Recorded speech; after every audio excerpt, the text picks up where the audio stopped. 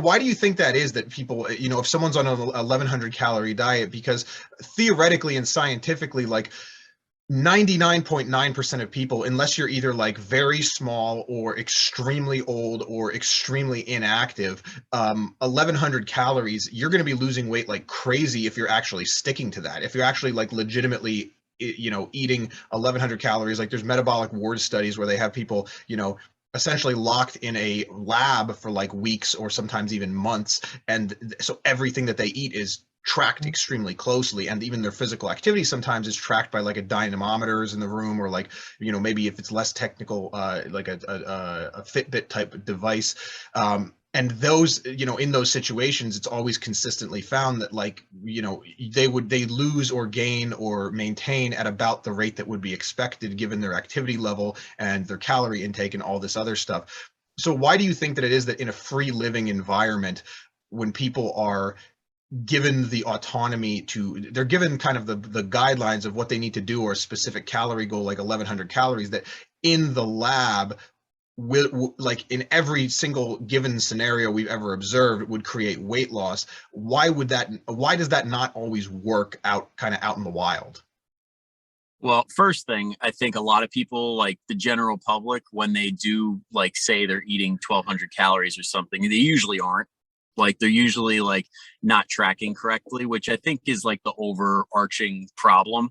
But for those specific people that do have issues with it, I think the other group of people that's like not really represented is the yo-yo dieters, the forever yo-yo dieters that are constantly like forever on a diet. Then they come off it, then they eat back everything that they just like deprive themselves of, and then they're back on a diet, and then their metabolism over time is like a net loss as far as like how many calories they're burning over time, and it's just slowly going down, and they never really recovered from it. And then there's also that group of people that hormonally just are not in a good place, like whether that be from like a mother like postpartum, like they just never bounce back the right way, or like somebody who's like crazy stressed at work or something that has like something like low T and they have no idea. Like stuff like that can play a big role in metabolism. So like I think the hormonal issues, the lack of tracking correctly, and just the people that have never really not been dieting or like eating what should have been their maintenance calories. Right. So they're kind of like, uh and it's tough to really suss these things out when you have someone who you are working with, because it's like, even if someone is, and this has been observed in like studies where they have people like followed, they're in an area that like it's literally watching them with cameras, like based on what they're eating, and then they have them like track what they're eating, right? It's like what they are actually observed to be eating and what they track is not usually very accurate, and that's even when they know they're being taped and they think they're tracking accurately, right? Yep. um Yep.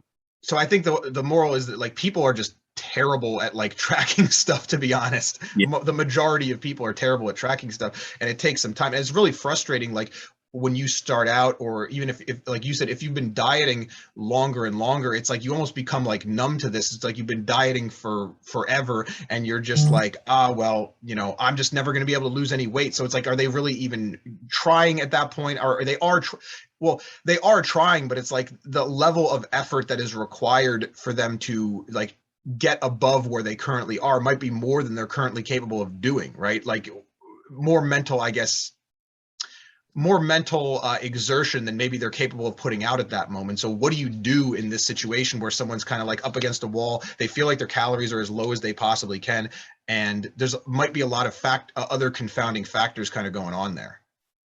Yeah. I mean, the more I'm working with people, the more I'm like realizing that you can only handle X amount of things on your plate at one time.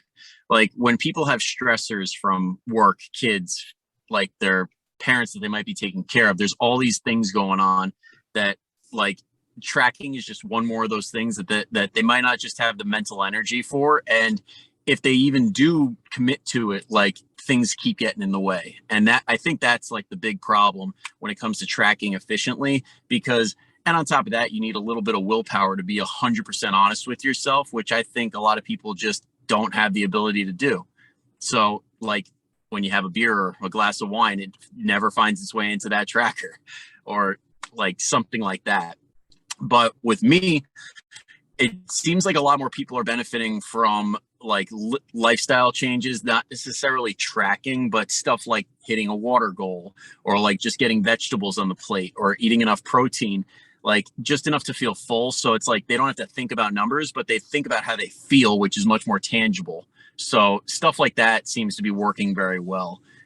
So kind of like different ways to attack the goal that kind of like target the root cause, but it's maybe a different way for them to like look at what to do, right? Like for example, like you said, if you incorporate more vegetables in your diet, that in general makes people, well, first of all, we know just like from correlation studies, like people who eat more vegetables generally have an easier time losing weight. We know that vegetables are healthy and they have a lot of micronutrients, but and so even if you're not specifically tracking the quantity of those vegetables, it's likely that just the act of adding vegetables without anything else will probably reduce your calorie intake. It'll probably make you healthier. It will probably, do all these other things that are favorable outcomes without having to have them like micromanage calories.